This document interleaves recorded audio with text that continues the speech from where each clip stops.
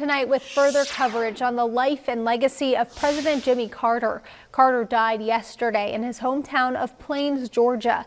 And while the former president lived miles away, he made an impact on many in our hometowns. WDBJ7's Colby Johnson shares a special connection two local people made with the president decades apart.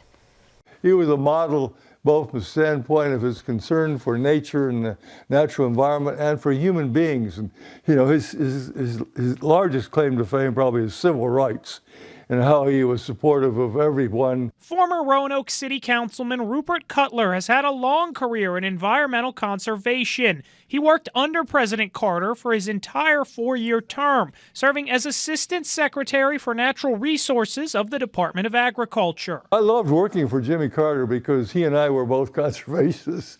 I knew that I'd have support in the White House if I wanted to add to the wilderness system or protect streams from being channelized and turned into ditches and so forth. Cutler described the late president as someone who was always truthful and was very detail-oriented. He says what he's most proud of from his time in the Carter administration is the work he and the president did to help pass the Alaska National Interest Lands Conservation Act of 1980. That protects 100 million acres of new parks and wilderness areas in Alaska. And so it was great to be part of that team that wrote that bill and got that act passed.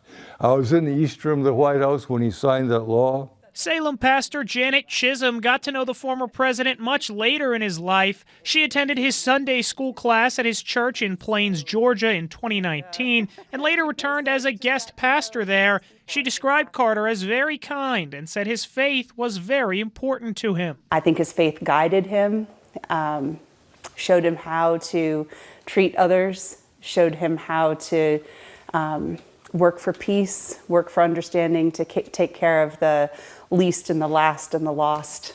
Chisholm says Carter lived a wonderful life and that everyone should try to emulate his compassion for others. In Roanoke, Colby Johnson, WDBJ 7.